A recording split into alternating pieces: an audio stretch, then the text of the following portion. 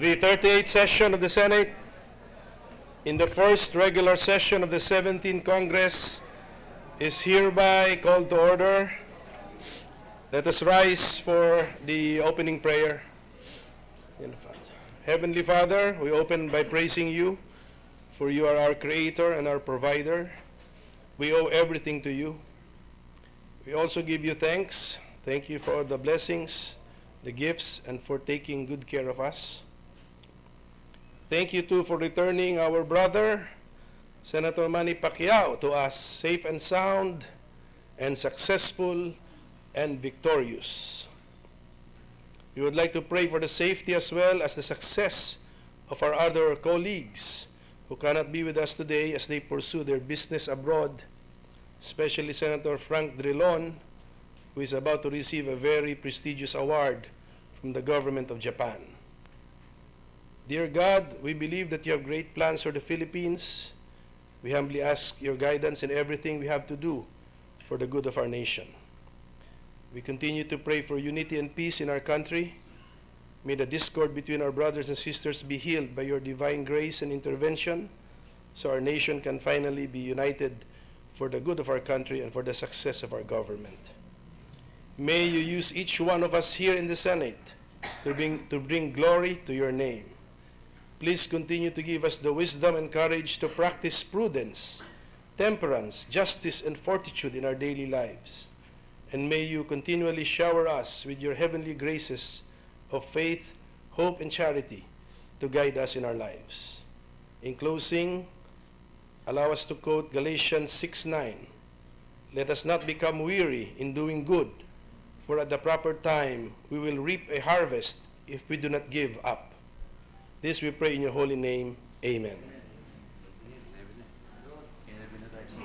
Secretary, please call the roll.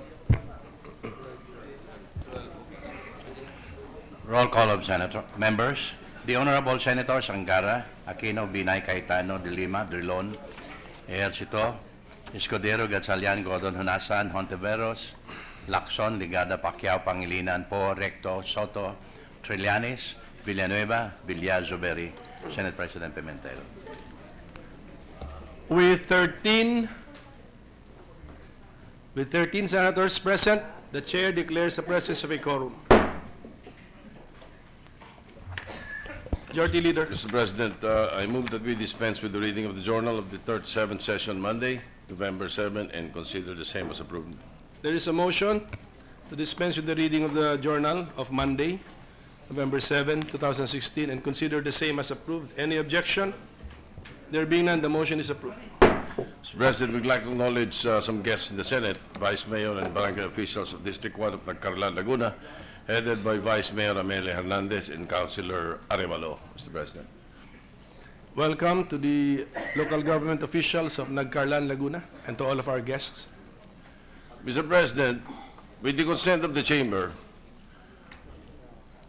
I move that before we consider the reference of business, I move to consider consider PS Resolution 217, taking into consideration PS Resolution 219, 220, 225, 227, and 228.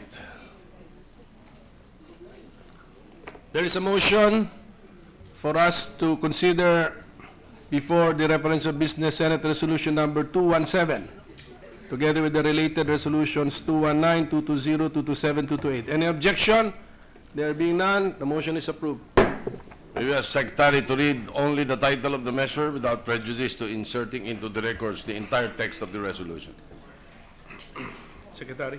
Resolution commending and congratulating Senator Emmanuel Manny Pacman Pacquiao for defeating G.C. Vargas in his comeback boxing match held in Las Vegas, Nevada, and being declared as the new WBO welterweight champion, sponsored by Senator Vicente Soto III. Mr. President, instead of sponsoring, I understand that Senator Mick Subiri will also be co-sponsoring it. Let me just state for the record that the resolution is self-explanatory, and to consider also, aside from the resolution I filed, to consider 219, 220, 225, 227, and 228, subject to style. There is one whereas that I would want to include, which is not present in most of the resolutions. And this reads, Mr. President, whereas Senator Manny Pacquiao deserves to be commended because notwithstanding the fact that he has been diligently working as a member of the Philippine Senate, he was able to successfully juggle with it his boxing career, make a return in the ring, and regain the WBO welterweight title. Mr. President, at the proper time, perhaps we may include that whereas. But at this point, may we ask Senator Zubiri to co-sponsor the resolution, Mr. President? Senator Zubiri is recognized to co-sponsor Senate Resolution number 217. Maraming salamat, Mr. President, Majority Floor Leader. Isang malaking karangalan para sa akin ang bigyang pugay ngayong hapon na ito ang isang kaibigan at kapwang mambabatas at kapwang taga Mindanao na si Senator Manny Pacquiao. I am particularly proud of the fact that this honorable senator and honorable champion was actually born in Barangay Magsaysay, Kibawe, Bukidnon. Mr. President, it was in his short years in Bukidnon, probably eating our beef there, before he moved to General Santos and grew up in General Santos. It's been 21 years now that Senator Pacquiao has been engaged in the world of professional boxing. Barely 5 feet tall and weighing in 106 pounds, when the young Manny Pacquiao set for a career in 1995 that would change his life forever. Now, more than 2 decades after, the light flyweight from Gensan and Bukidnon is known as one of the greatest athletes the world has ever known. Maraming pumuna sa muling pagbalik ng ating pambansang kamao sa boxing ring sa kabila ng pagkakahalal nito bilang isang senador ng Republika ng Pilipinas. He juggled his training with his duties as legislator of this august chamber. At meron po nagsasabi, at minsan ay iniinsulto pa ang ating pambansang kamao at sinasabing, paano naman siya magte-training senador siya? Baka hindi siya pumapasok. At gusto ko pong sabihin sa ating mga kababayan na hindi po nag-absent ni minsan ang ating pambansang kamao in these last few months while training for his fight with Mr. Vargas. In fact, he's very active in attending committee hearings and in participating in deliberations and discussions on the floor. You know, the difficulty there, Mr. President, is in the Senate, there are a lot of mental challenges. Mental challenges can also be taxing to one's body. Kaya ako'y saludo sa kanya dahil coming out of the Senate, fighting all these mental challenges, he still has the time and the effort of training hard to win championship fights. Manny Pacquiao, no doubt, is one of the greatest boxers in the world, and history would remember him as the first and only boxer to be hailed an 8-division world champion and the first boxer to win in the lineal championship in 5 different weight classes. But history does not stop him from being an octuple world champion. He made a habit of making history, and this time Manny has set his mark as the first sitting senator to win a boxing title. The first sitting senator. This he triumphantly accomplished after his match last Sunday against Jesse Vargas.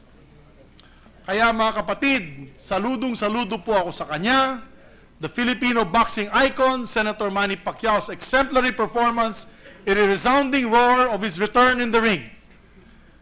And I filed this resolution number 225, to congratulate and commend Senator Manny Pacquiao for winning his match against Jesse Vargas. I now stand before you to honor him for his invaluable contribution to Philippine sports and consistently bringing pride to our country. He is not just the pride of the Senate, he is our national pride and inspiration to many. Mabuhay ka, Senator Manny Pacquiao. Thank you, Senator Zubiri. Majority Leader. Mr. President, may we open the period of amendments, Mr. President? Any objection? Period of amendment for Senate Resolution number 217 is hereby in order.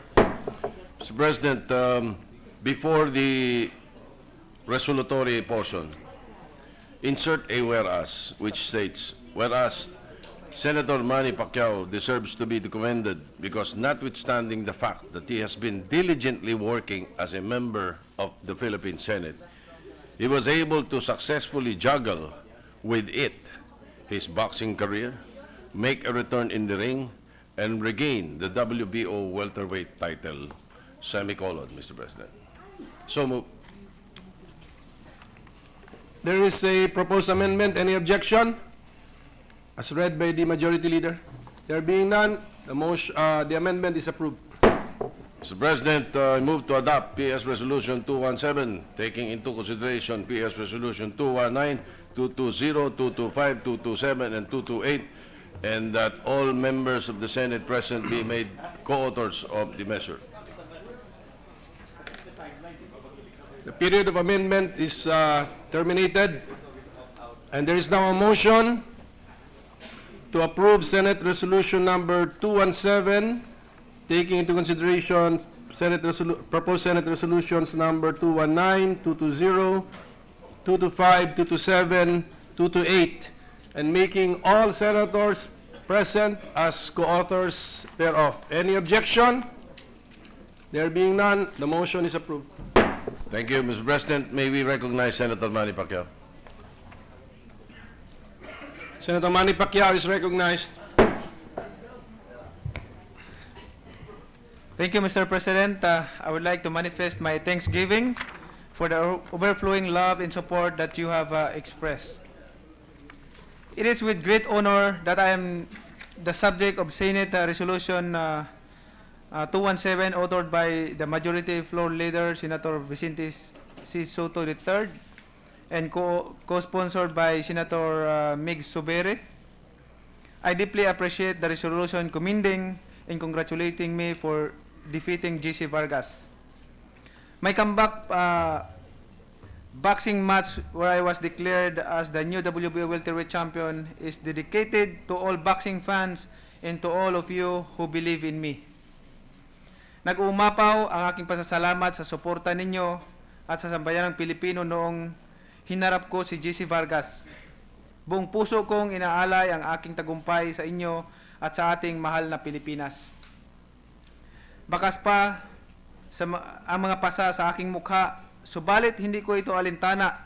Mapasaya lamang at makatulong sa ating mga kababayan at makapagbigay ng karangalan sa ating bayan. Mr. President, patuloy po akong nagpapasalamat sa Poong May Kapal dahil sa kanyang pagpapala at paggabay. Nararapat lamang na siya ay sambahin, purihin at pasalamatan. Boxing is my passion. I come fully alive wherever I am in the ring, but I have a greater passion serving our country. Just like you, Mr. President, my heartbeat is for our fellow men. My fight with G.C. Vargas is a story ended, but the tougher battles outside the boxing ring are yet to be won. There are bigger problems that we need to confront. There are more complicated issues that we need to clarify. Mr. President, as partners for change, we are solution providers. We shall continue to investigate, debate, and legislate. We shall keep fighting for what is right. As nation builders, we shall keep moving forward. Together we will declare that greater things are yet to come and yet to be done for our nation. To manifest my heartfelt thanksgiving, Mr. President, I would like to donate my WBA welterweight belt to the Senate of the Philippines. The honor does not belong to me alone, but to every Filipino.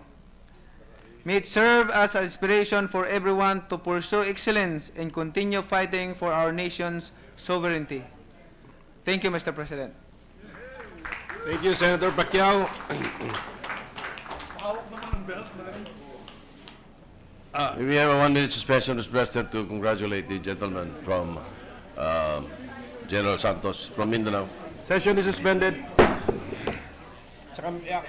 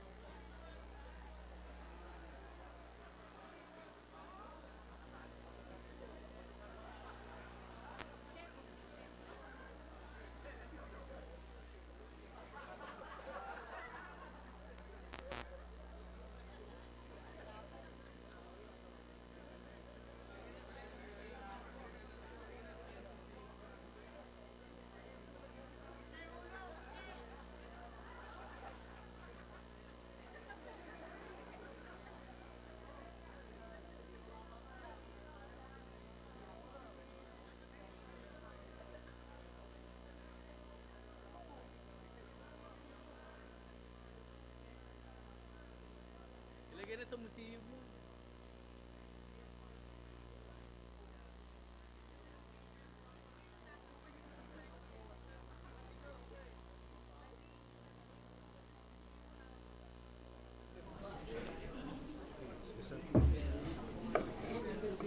Ay, nakakagasgas ba? Nakakagasgas yata. Gasgasan yata.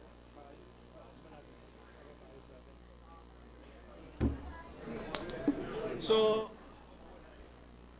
ikaw muna, Secretary, si Gov. Sa Senate property na ito, so,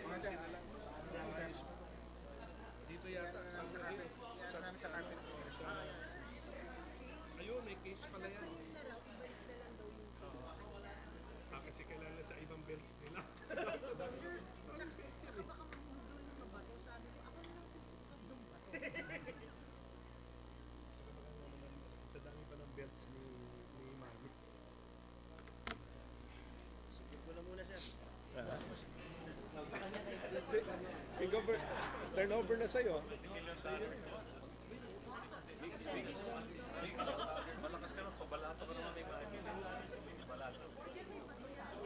Yung kay na, si Rolando Navarrete daw, binenta daw yung kanya by 25,000 pesos. Pero yun, mas mahal. Mahal yan, kasi sa bigat na lang. Kinikwet mo. Mayor B. Mayor B. Kala ko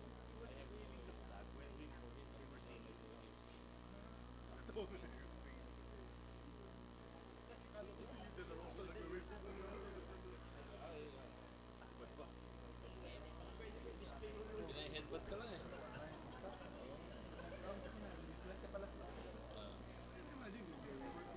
Tito Sen.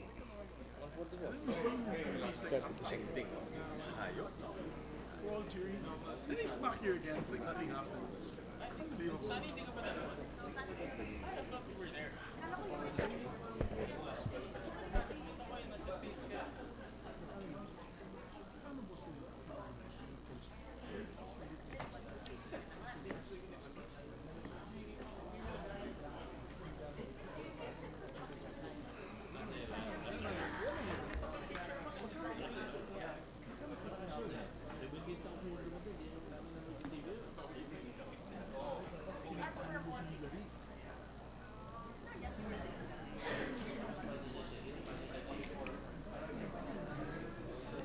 Bakit tanong si Tito Sen?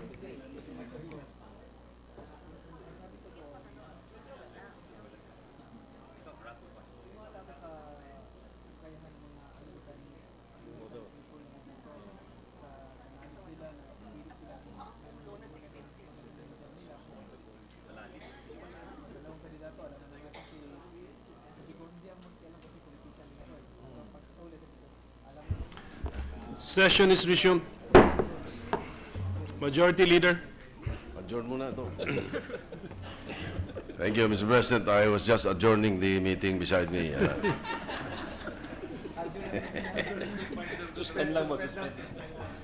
Okay, suspended. The meeting is suspended, Mr. President, over here.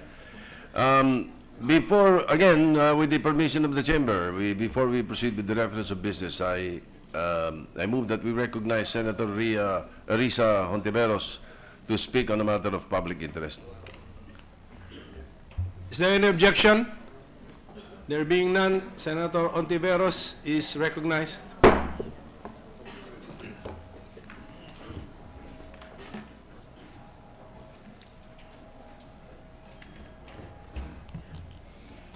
Thank you, Mr. President. Mr. President, I rise on a matter of personal and collective privilege. I rise on behalf of Susan Kimpo, a prepubescent girl during the early years of martial law, who spent her weekends packing cooked rice for detainees at detention centers holding political prisoners. 5 of her siblings were imprisoned during martial law, all of them student activists belonging to the underground movement. Her brother Nathan was stripped naked and clubbed several times by his captors.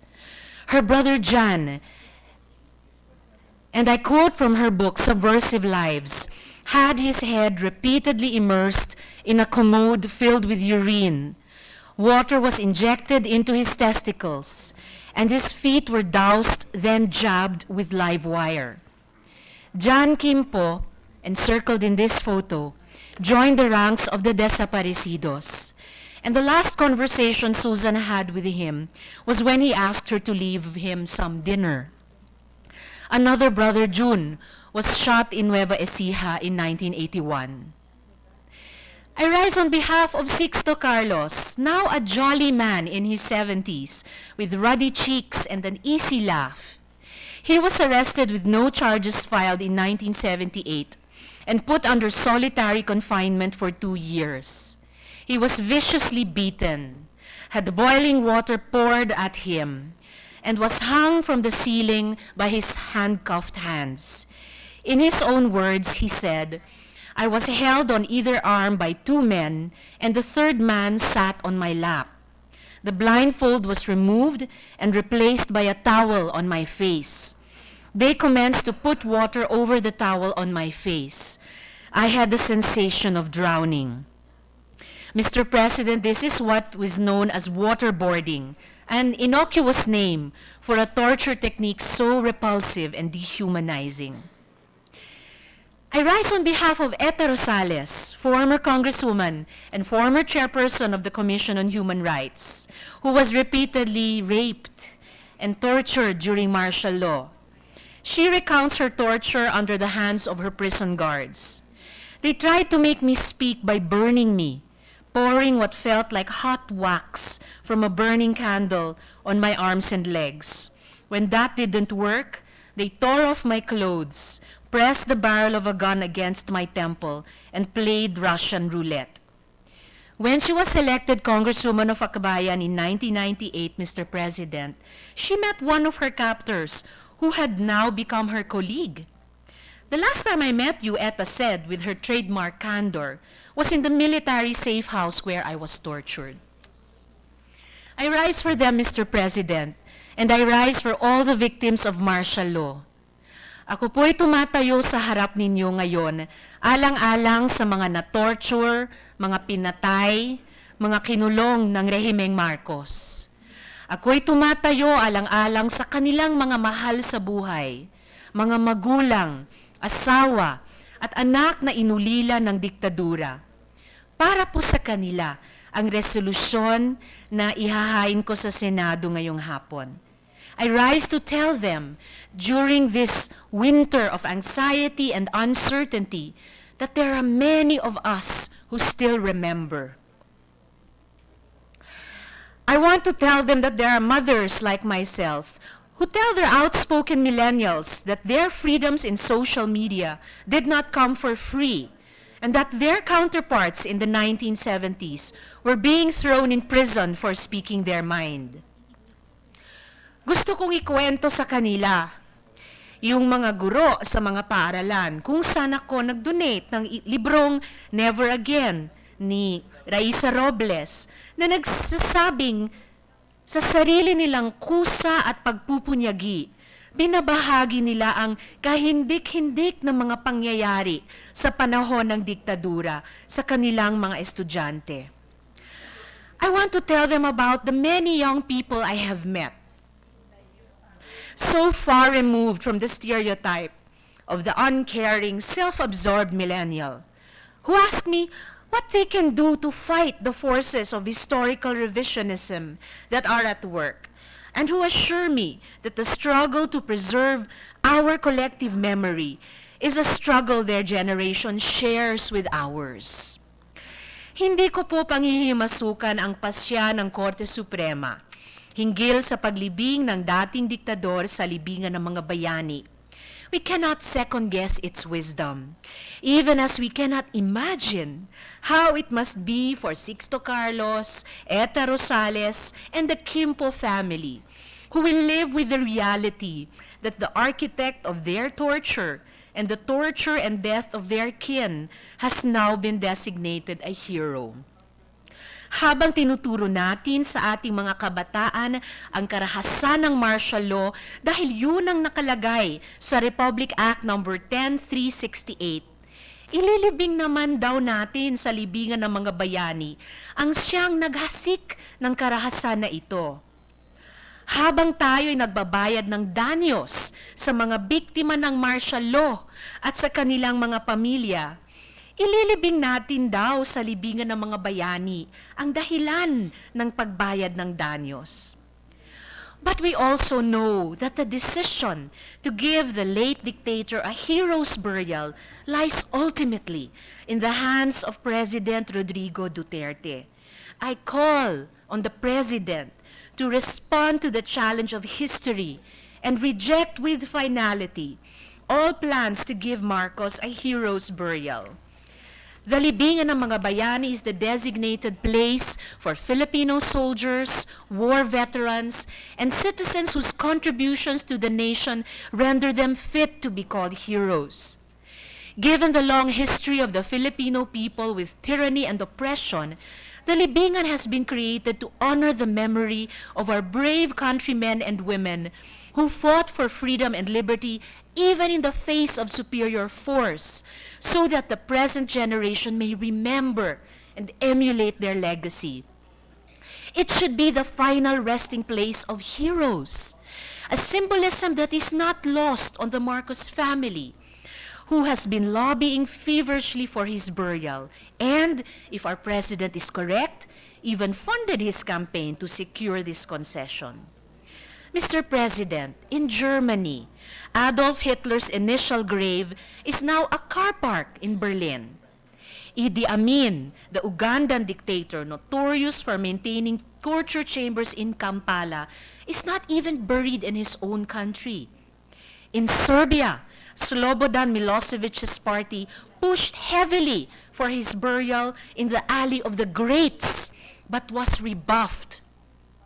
He is now buried in his hometown. In Haiti, Francois Papadoc Duvalier, who brought Haiti to economic ruin, used voodoo legends to control his people, and executed his political opponents, was denied a state funeral after his death. His grave in Port-au-Prince is now in shambles. Pol Pot, known as the Butcher of Cambodia, was unceremoniously burned in a pile of rubbish. His cremation site in An Long Veng is now a tourist destination, and many Cambodians travel to the site to spit on it. Muammar Gaddafi's body, after being displayed for 5 days by the new leaders of Libya, was laid to rest in a simple, unmarked grave. Ganito po tinatrato ang mga diktador sa ibang bansa, Mr. President. Ang kanilang puntod ay hindi puntod ng parangal. Kung ito man ay bibigyan ng pansin, ito ay para magturo ng leksyon sa mga susunod na henerasyon.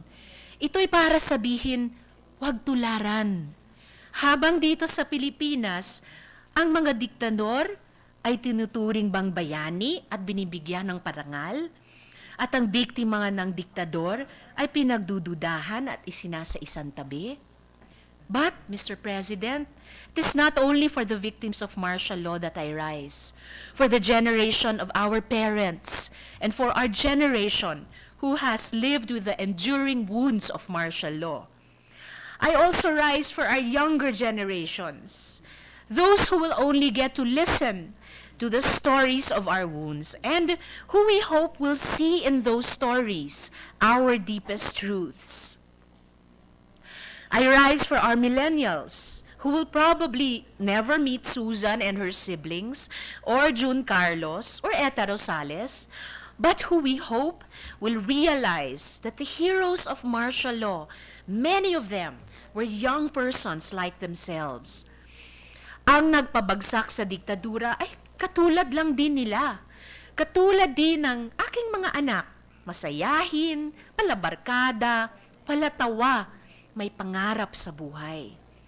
Ngunit tumalima noong hinamon ng kasaysayan. Mr. President, nagpasya na ang Korte Suprema, but no tombstone, no grandiose cemetery can change the fact that Ferdinand Marcos was not a hero. He was a plunderer, torturer, and a thief, with a family now seeking to rewrite history to serve their interests. He co-opted institutions, in the past this Senate included, in order to consolidate all power to himself. It is our duty as senators, Mr. President, as Filipinos, as students of history, to stand against this travesty and say, as has been said before, never again. Only then can we look back to the past with pride and to the future with hope. Let us not fail the test of history. Mr. President, as I have previously discussed with the Majority Floor Leader and with the permission of the body, I would like to have this privileged speech considered as sponsorship speech for Senate Resolution number 86, and kindly request the Majority Floor Leader to subject it to a vote. Marami pong salamat, Mr. President. Thank you, Senator Antiveros. Majority Leader.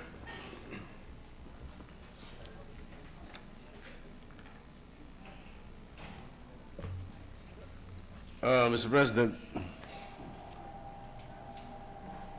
May I move for a suspension? Session is suspended.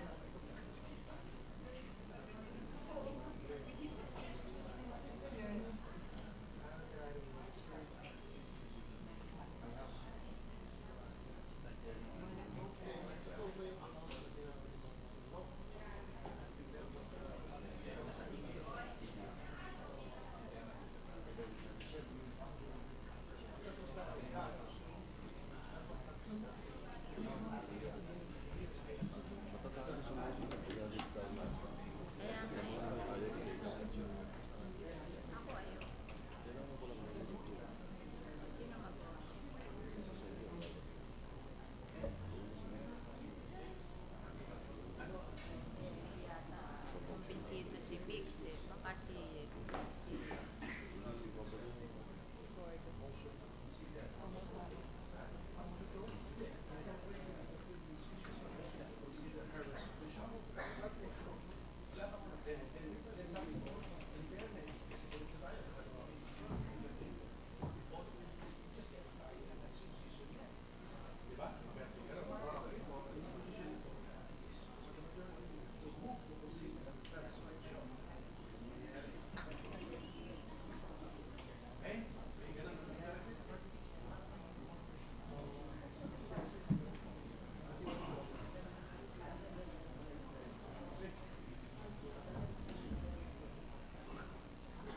Wala pa si Lisa? Wala pa. Okay, so... Sabi ko bumalik eh. Okay, next question.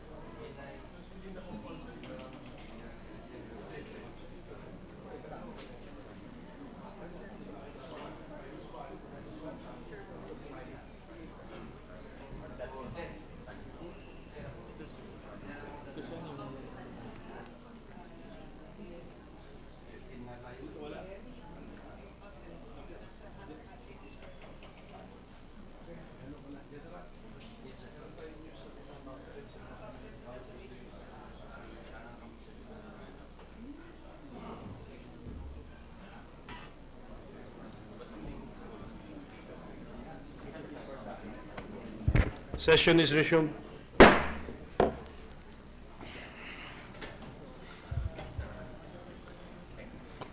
Majority Leader, can you tell us the parliamentary situation? Yes, Mr. President, before the suspension, Senator Risa Ontiveros delivered the privilege speech. And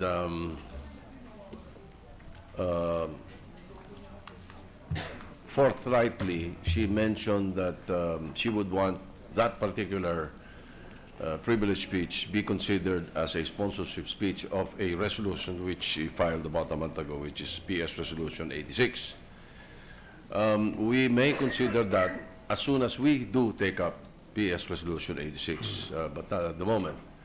And towards the end of her privilege speech, she aired a motion to consider and ask the Majority Leader to consider PS Resolution 86.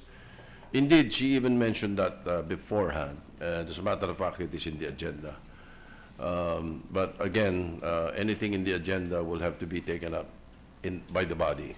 So at this point, the situation, Mr. President, is that we would like to bring forward the motion of Senator Hontiveros that PS Resolution 86 be considered.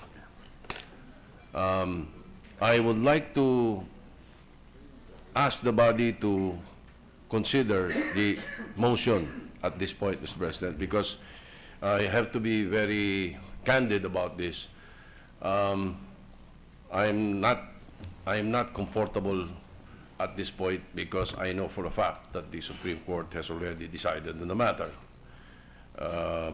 It could be the sense of some of the members of the Senate that with a majority vote, it could be the sense of the Senate, but at this point, I am of the belief that a discussion on the matter would be very divisive. So I would rather take up her motion and bring it before the body to decide, Mr. President. Mr. President? Senator Ontiveros? Mr. President, out of respect for the sentiment expressed by the Majority Leader that indeed the Supreme Court has already spoken, may I just hasten to reassure the Majority Leader and all colleagues in the Senate that, in fact, as the Majority Leader had mentioned, I filed this resolution number 86 a full month ago, but on the advice of senior members of the Chamber, including the good Majority Leader, I postponed requesting that it be read out and voted upon earlier, precisely out of respect for the process that the Supreme Court was then undertaken. And therefore, today, with their ruling on the cases, I saw it fit to request, finally, that this resolution be read out and voted upon by us, simply to express the sense of the Senate, the opinion of the Senate about this issue on this very day that the Supreme Court has finally ruled on the cases. Thank you, Mr. President. Thank you. The chair will now restate the pending motion. There is a motion to consider. Senator Recto?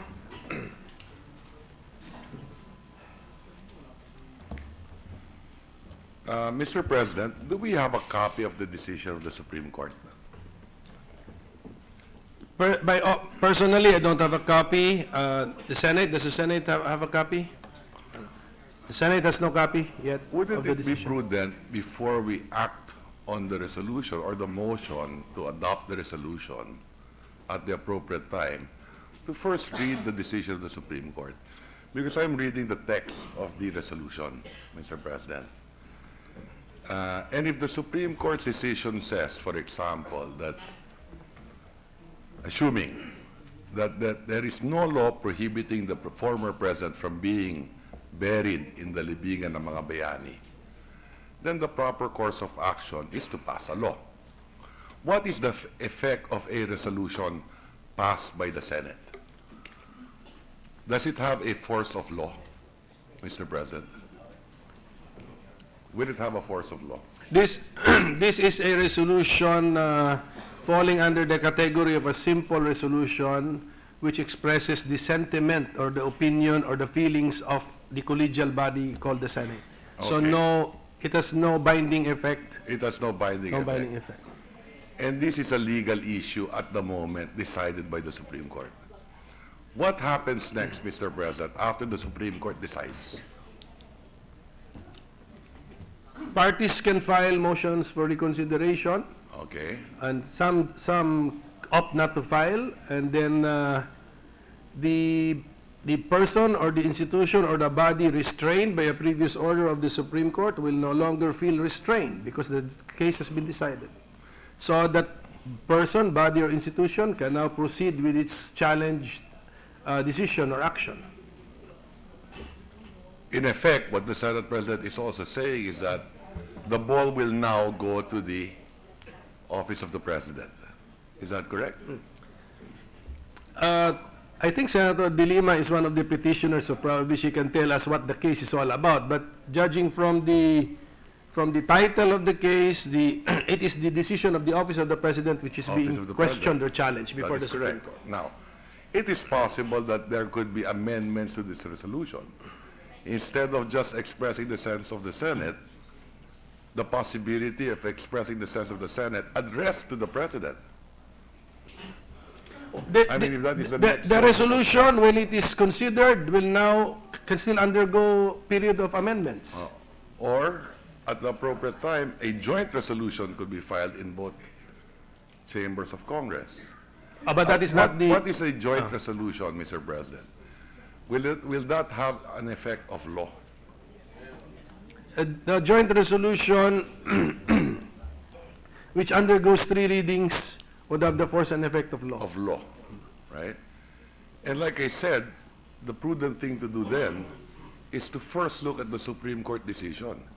If the Supreme Court decision says there is no law prohibiting, it might be the sense of members of this chamber and that of the House, through a joint resolution at the appropriate time, a simple joint resolution would have the effect of law. Isn't that correct, Mr. President?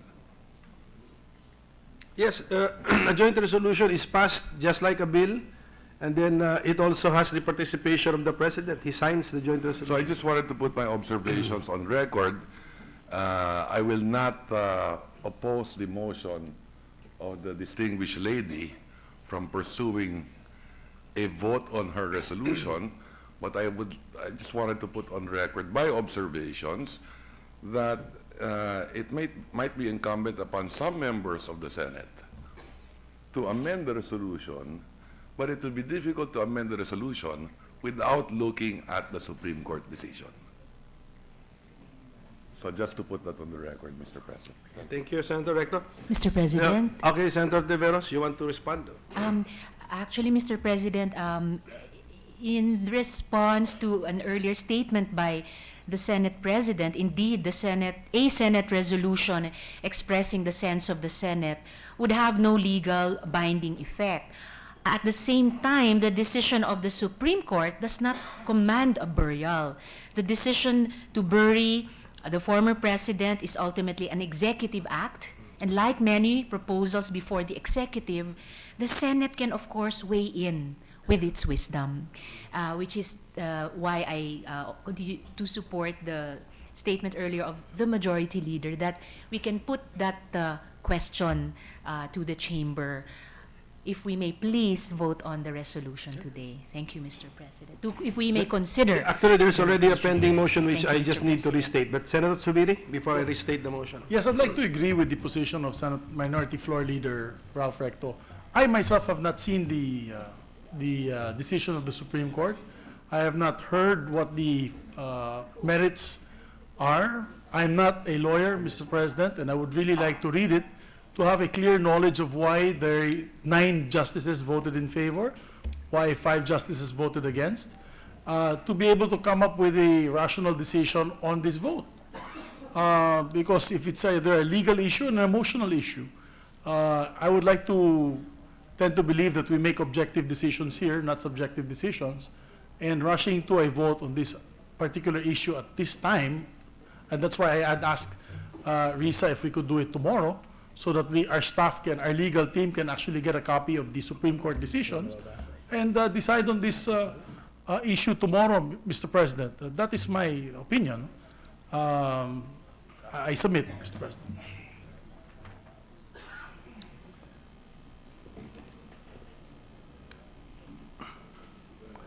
Majority Leader, do we take into account the suggestion or motion of Senator Subiri? Senator Gordon is raising his hand. Senator Gordon is recognized. You know, Mr. President, we have been under siege from the shadow of President Marcos since he passed on. This country feels the divisiveness because every time something happens here, the name of the Marcoses are mentioned all the time. And in spite of that, rightly or wrongly, the Marcoses are back. And people elect them to office. On the matter of the burial of President Marcos, you know, my own experience with the president, former president, is not a very, very glorious one. My mother was arrested, and I felt that why should I go and explain myself to the people in martial law at the time? Even having words with one of the most fearful generals at the time, Tomas Diaz, with the help of Senator Angara, the older one. We went to Olivas at the time. And we were harassed in elections also, Mr. President. I locked horns with President Marcos when I was in the student council of UP on the issue of the cultural center. I remember I was even told that your mother, every time she comes here, she asks for things for Olongapo. Why don't you go back to the poor and the prostitutes of Olongapo? And I was stung by that remark. And I said, Mr. President, I will forgive that remark. I will even forget it. I think it is beyond your dignity as President of the Republic to even utter such a remark. When I was in the Constitutional Convention, I put my name on the ban Marcos. And I was brought to Malacanang, invited to Malacanang, called by Speaker Villarreal in Bayview Hotel. And before I even left, I told Senator Manlapus, for which I was aligned with at that time, I told him if I changed my vote, I would have been bought. That's to ensure I would not be bought. I've taken a very strong position in the past, Mr. President. But you know, in this country, as you know, when I finally became mayor, you get caught into the political hoopla. And at some point in time, you have to make decisions sometimes that doesn't allow you for long-term decisions, but short-term, benefit. Because long-term decisions are a luxury at the time. And so, Mr. President, my take on this is that if the Supreme Court has already decided 9-5, that is not a small majority. That is a majority. And if they have decided on that, why must we inflict this divisiveness again within the Senate? We respect. I'm one of the first ones to respect the distinguished lady from, shall I say everywhere? I've always had highest respect for all our colleagues here. And therefore, she's entitled to her opinion, I'm entitled to mine. But I don't think we should inflict upon ourselves here the clash of having to vote, even if we don't want to vote because it's already decided on. We're not washing our hands in here. If I'm asked about what I think of Mr. Marcos, I would be very frank. I will say the good things, I will say the bad things. But the world is not,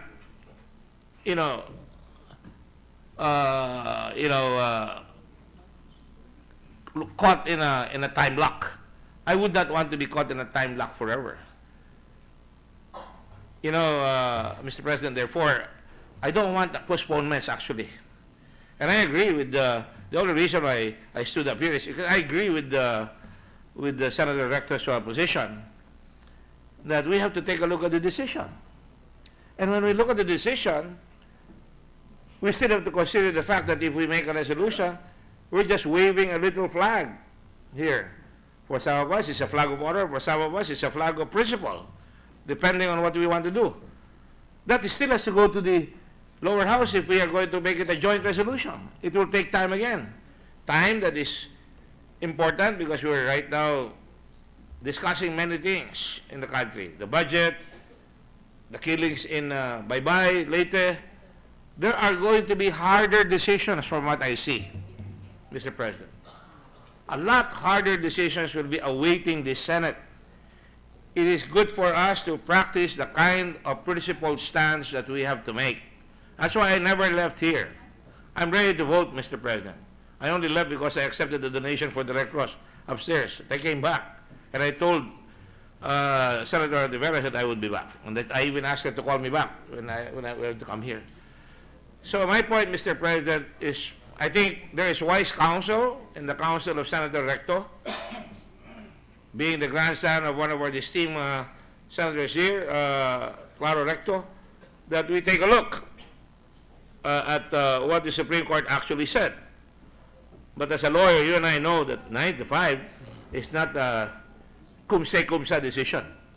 Even if they say, now there is no, this is the view of the Supreme Court, there is no law violated, I'm just assuming, and now let the President decide what he wants to do, and there will be no squawk from the Supreme Court.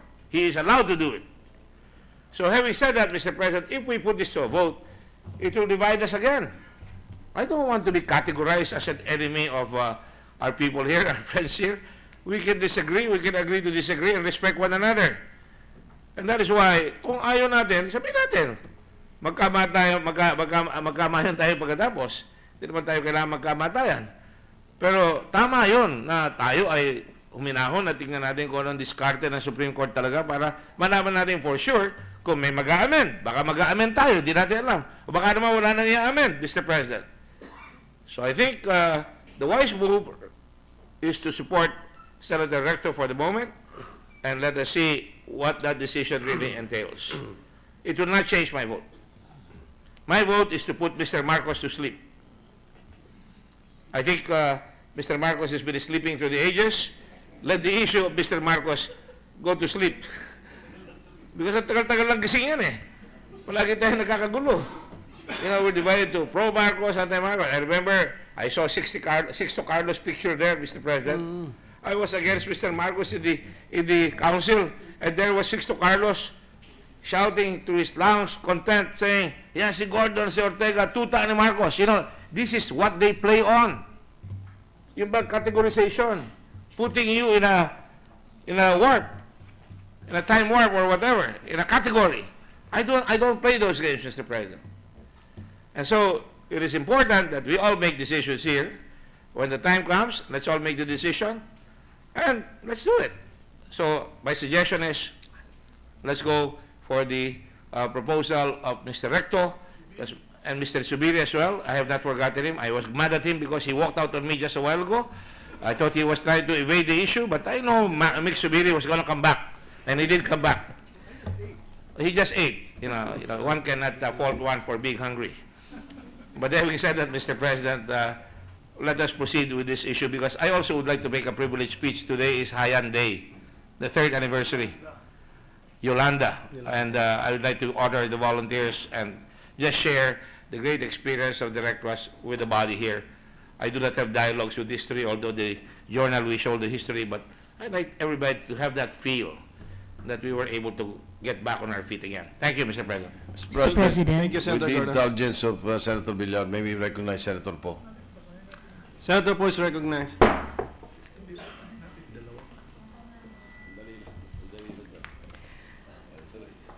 Thank you, Mr. President. First, I'd like to thank my colleague, Senator Risa, for taking a principled stand.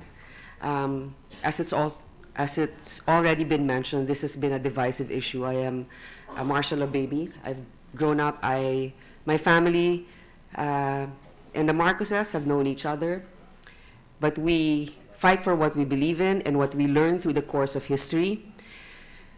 And although Republic Act number 10368, or the Human Rights Victims Reparation and Recognition Act of 2013, recognizes the atrocities committed during the martial law period, the highest court of the land has spoken, and I believe we need to respect it.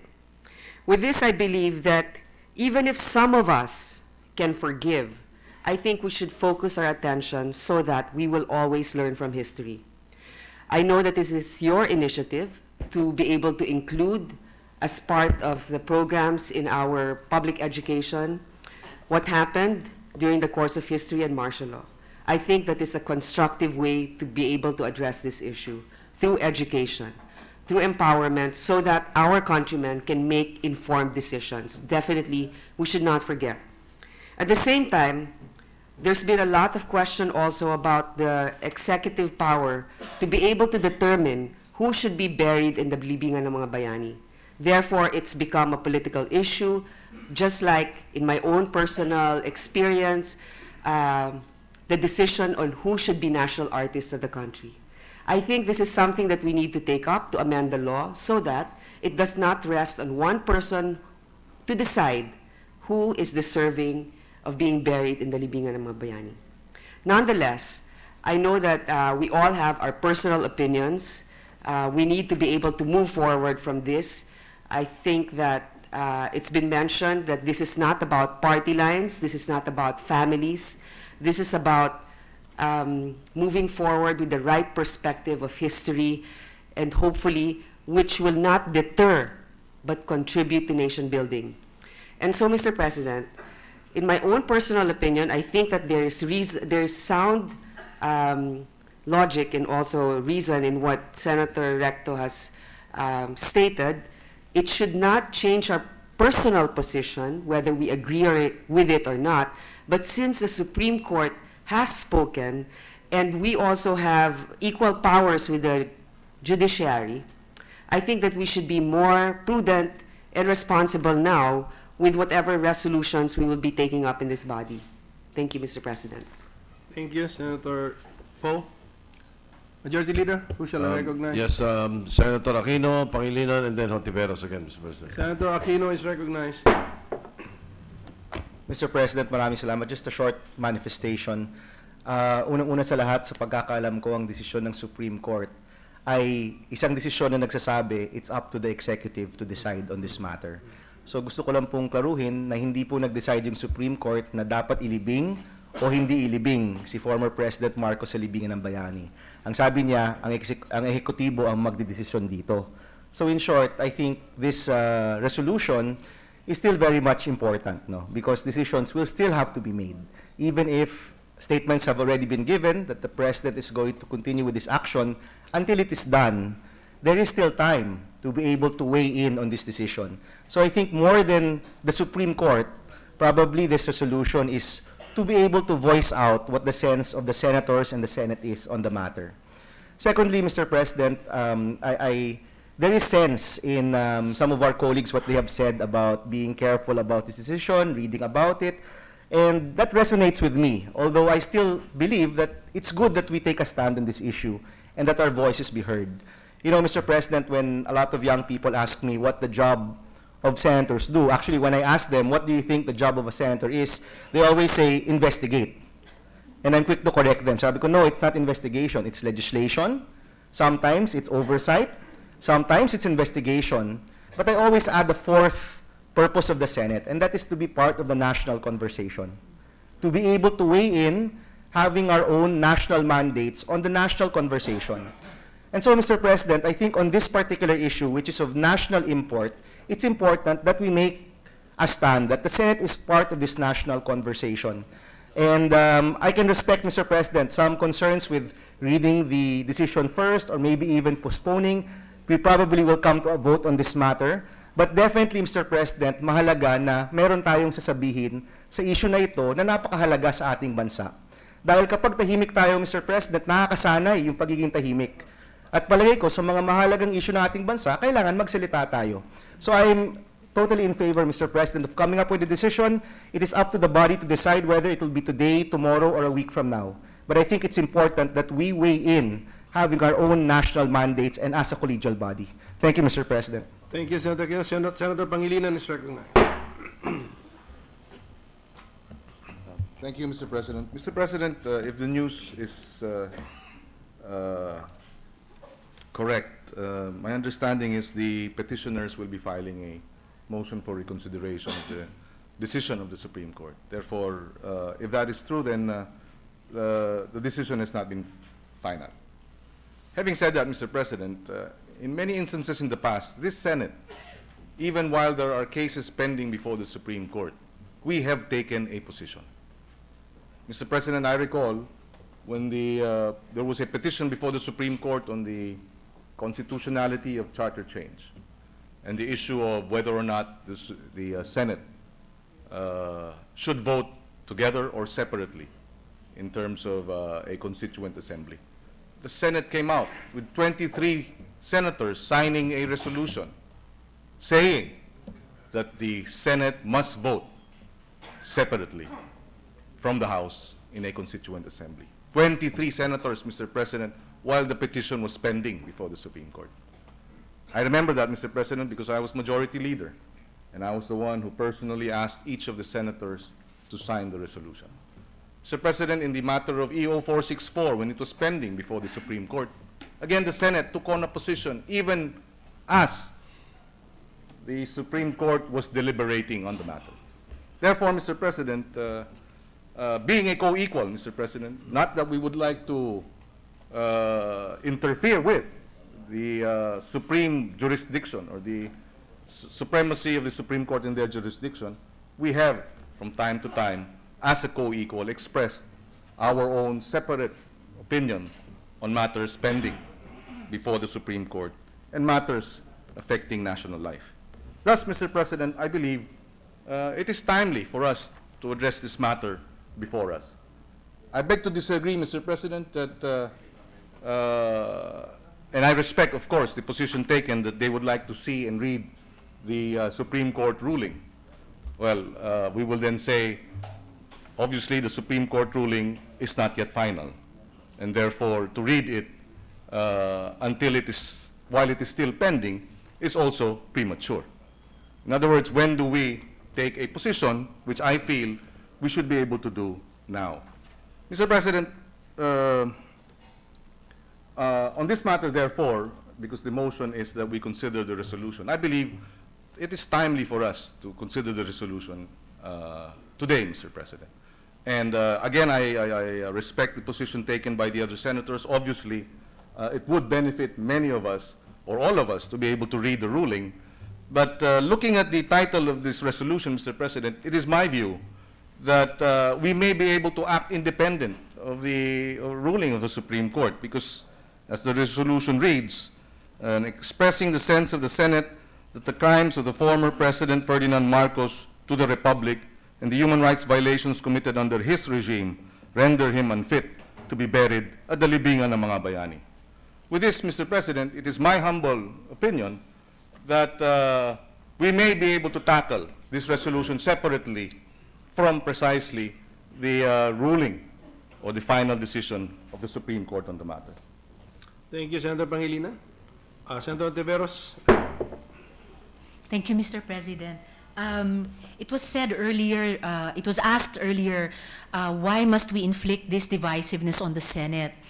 Mr. President, when the President, in a way, changed the situation of a long-standing agreement between the former President Ramos and the Marcos family about the former President's stay in Ilocos Norte by announcing his intention to bury the former President in the libingan, the Senate did not say, why are you, Mr. President, inflicting this divisiveness on the country? When the Supreme Court earlier today has ruled on the cases, the Senate also, we did not say, why is the Supreme Court inflicting divisiveness on the country?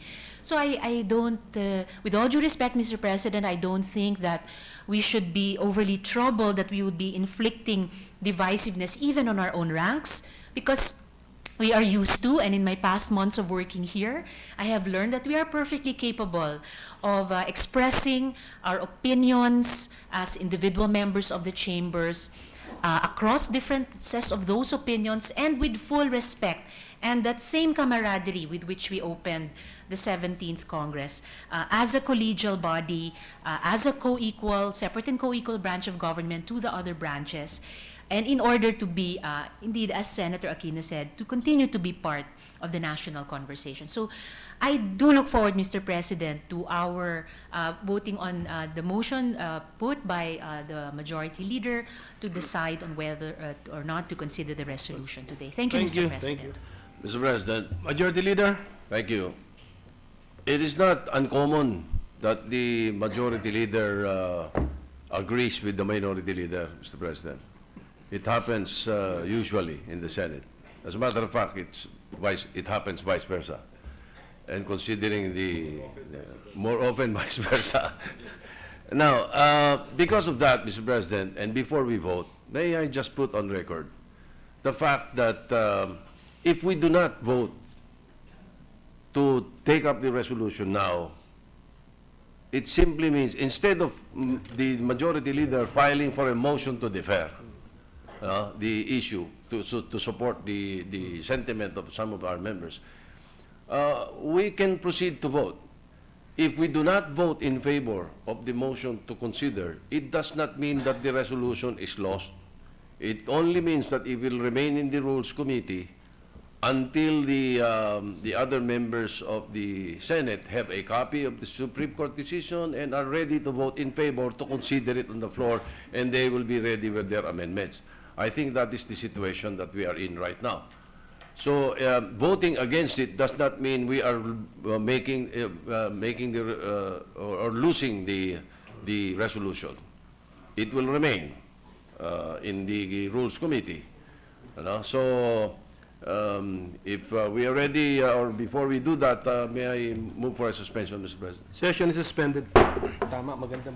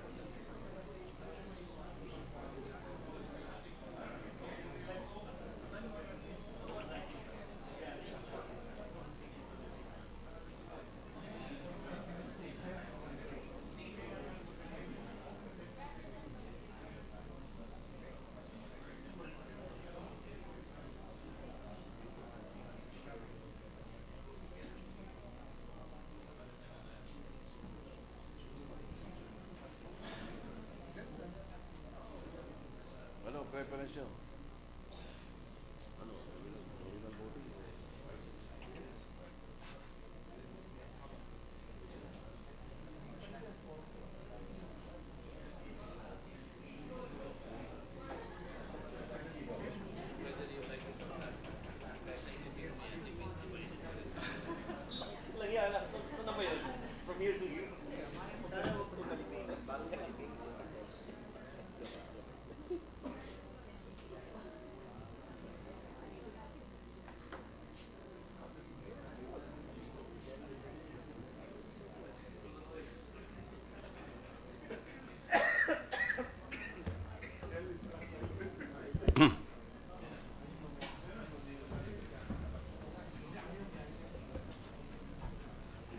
ready to resume, Mr. President.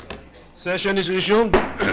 To facilitate the votation, Mr. President, I move that we just, the Senate conduct a voting which is raising of hands. Raising of hands, okay. Yes. Okay, the motion is to consider Senate Resolution number 86, the title of which we all know.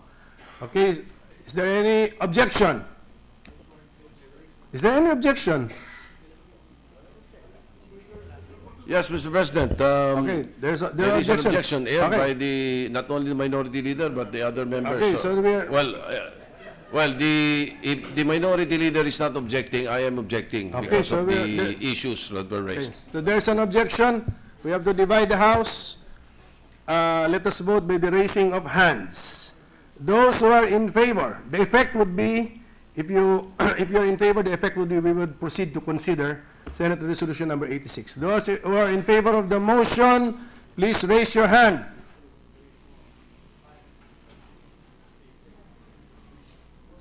Okay. Those who are not in favor, raise your right hand.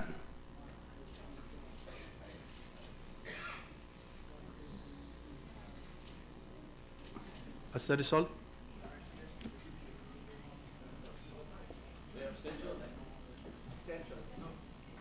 I did not vote. I abstain. Who else? Who else abstained? Mr. President, how was my vote recorded? Senator Recto's vote was recorded as abstain. May I explain my vote, Mr. President? My abstention. Can I announce the result first? Yes, you may, Mr. What's the President. result? Mr. President, before you make that ruling, Senator, go ahead. I was a majority floor leader, I understand. 6 affirmative votes, 6 negative votes, 2 abstention. So No, that means the motion is lost. the motion is lost. Mr. President, may I explain Senator my Recto will vote? explain his abstention. I'll explain my vote, Mr. Yes, President. precisely way I made the manifestation earlier, Mr. President.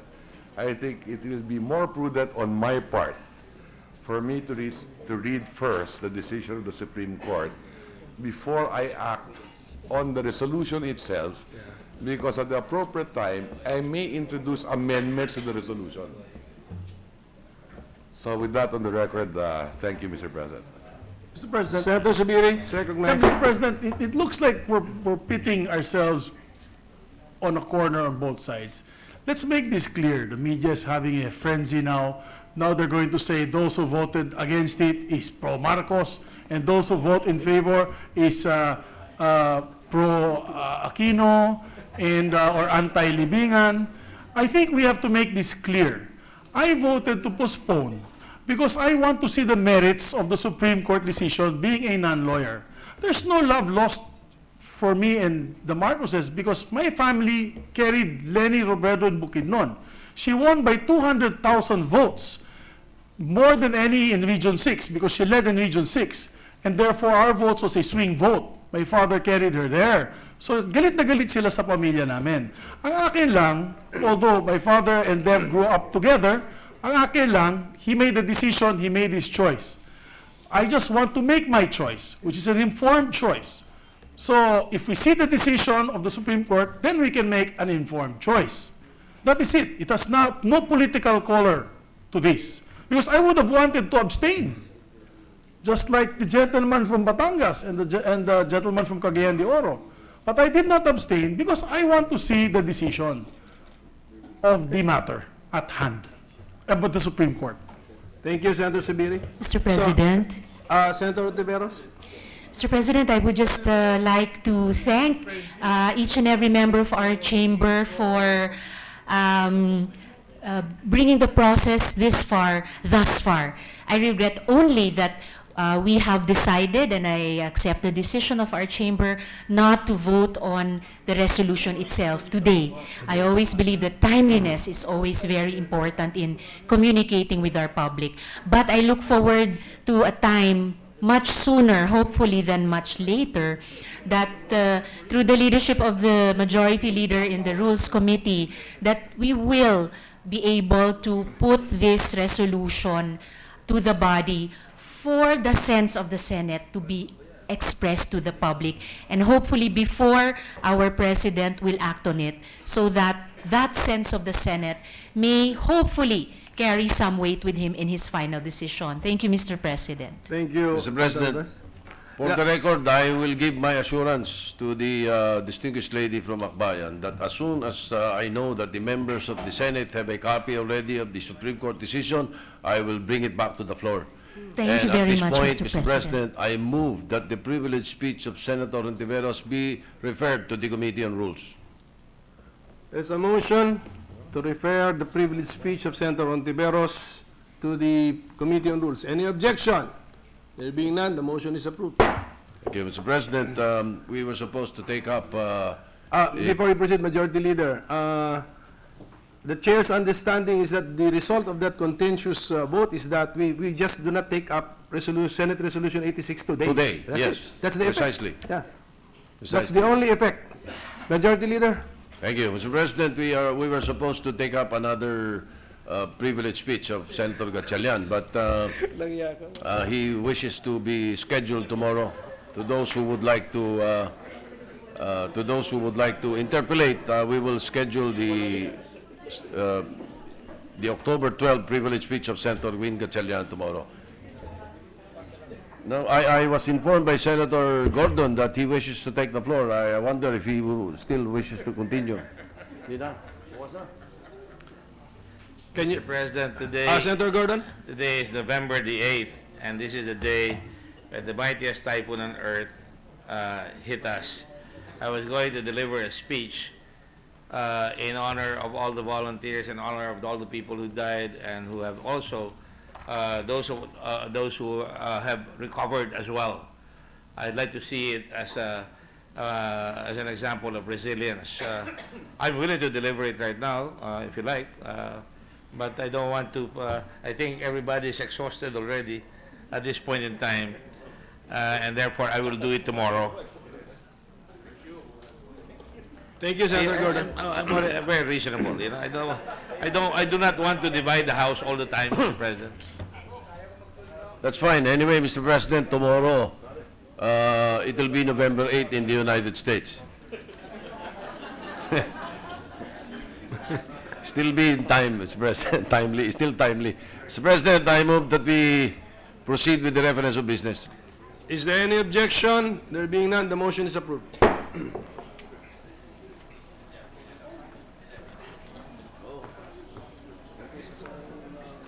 Reference of business, Secretary. Message from the House of Representatives. Letter from the House of Representatives informing the Senate that on 19 October 2016, House Bill number 3408 entitled An Act Appropriating Funds for the Operation of the Government of the Republic of the Philippines from January 1 to December 31, 2017 and for other purposes, in which it requests the concurrence of the Senate. Referred to the Committee on Finance. Bills on first reading. 1230, an act strengthening the Commission on Human Rights of the Philippines as the National Human Rights Institution and for other purposes by Senator Laila M. De Lima. To the Committees on Justice and Human Rights and Finance. 1231, an act integrating basic road safety and comprehensive driver's education in the curriculum of Enhanced Basic Education Program. Senator Grace Poe. To the Committees on Education, Arts and Culture, Public Services, and Finance. Resolutions. 220, resolution congratulating and commending Senator Emmanuel Manny Pacquiao for winning the World Boxing Organization welterweight title on November 5, 2016 at Las Vegas, Nevada, USA. Senator Cynthia Villar. To the Committee on Rules. 221, congratulating and commending Kylie Fausto Versosa for being crowned as Miss International 2016 in the prestigious pageant held on 27 October 2016 at Tokyo Dome City Hall, Japan, Senator Sencha Villar. To the Committee on Rules.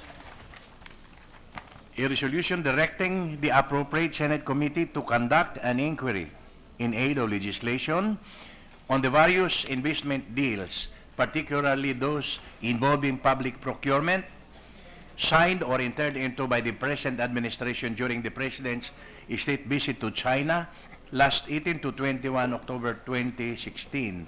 Senator Laila De Lima. To the Committees on Economic Affairs, Foreign Relations, and Finance. 223, an resolution congratulating and commending Mindanaoan filmmaker Sharon R. Dayok for winning the BIFF Mecenat Award in the 21st Busan International Film Festival held at the Busan Cinema Center in Centum City, Hyundai-gu, Busan, South Korea on 6 to 15 October 2016 for the movie The Crescent Rising. Senator Soberi. To the Committee on Rules. 224, resolution congratulating and commending Kylie Fausto Bersosa for honoring the Philippines with the prestigious Miss International 2016 title in Tokyo, Japan on 27 October 2016. Senator Saberi. To the Committee on Rules. 225, resolution congratulating and commending boxing legend Senator Emmanuel Manny Pacquiao for winning the World Boxing Organization welterweight title against Jesse Vargas on 5 November 2016 at the Thomas and Mack Center in Las Vegas, Nevada, USA, marking his triumphant return in the ring. Senator Sobiri. To the Committee on Rules. A resolution directing the appropriate committee to conduct an inquiry in aid of legislation on the recent series of deaths of persons that are mainly drug-related killings by the police during police operations, under police custody and detention, and outside legitimate police duty to make the police more accountable and responsible to the people. Senator Richard Gordon. To the Committee on Public Order and Dangerous Drugs. Communications, letter from the Bangko Sentral ng Pilipinas transmitting to the Senate copies of certified and authenticated circular letter numbers CL-2016-085 and 086 dated 13 and 19 October 2016 in compliance with Section 15A of Republic Act Number 7653, the Central Bank Act. To the Committee on Banks, Financial Institutions, and Currencies. Majority Leader. Mr. President, I move that we adjourn the session until 3 o'clock in the afternoon of November 9, 2016. Is there any objection? There being none, the session is adjourned until 3 o'clock in the afternoon of Wednesday, November 9, 2016.